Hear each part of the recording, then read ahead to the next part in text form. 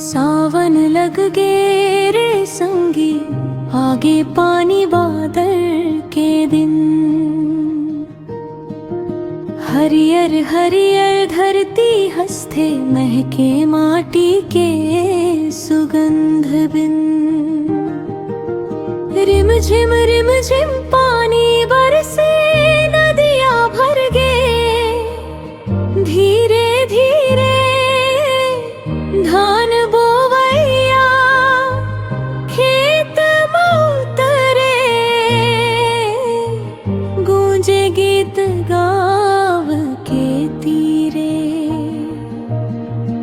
मोर पपीहा गावे बोली, कोयल कूके बादल के दिन। सावन लग गे रे संगी, आगे पानी बादल के दिन। सावन लग गे रे संगी, आगे पानी बादल के दिन।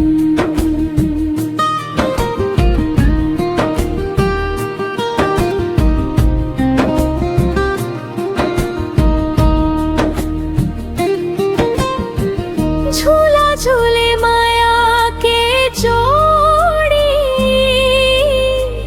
पीपर डार माँ हवा झूलावे। संगी सहेली हंसी ठिठोली, सावन गारी गीत सुनावे। भिंजत चुनरी भिंजत अजरा, मुस्कावत हरे के चिन्ह। सावन लग गे रे संगी, आगे पानी बादल के दिन। सावन लग गे रे संगी, आगे पानी बादल के दिन।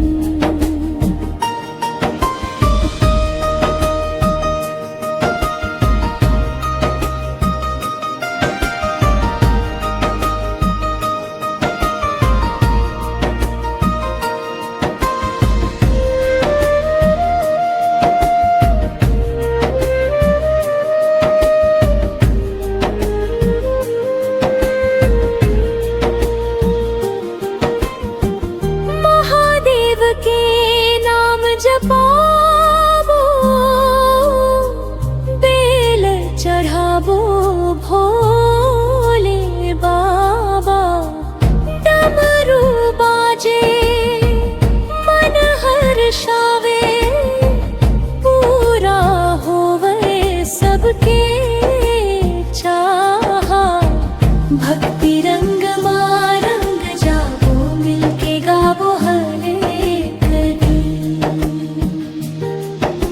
सावन लग गे रे संगी, आगे पानी बादल के दिन। सावन लग गे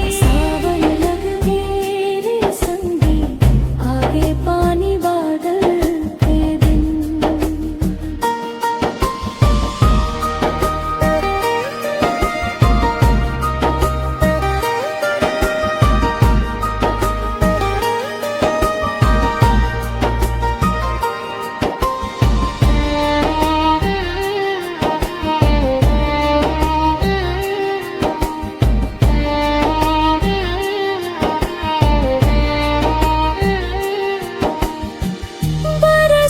बरस रे सावन पानी,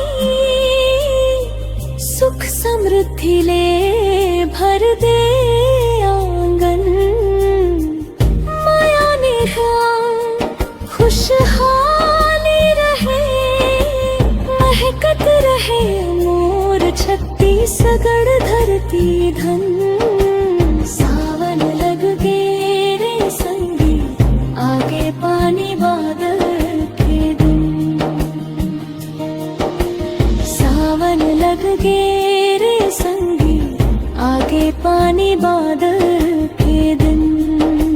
सावन लग गे रे संगी, आगे पानी बादल के दिन। सावन लग गे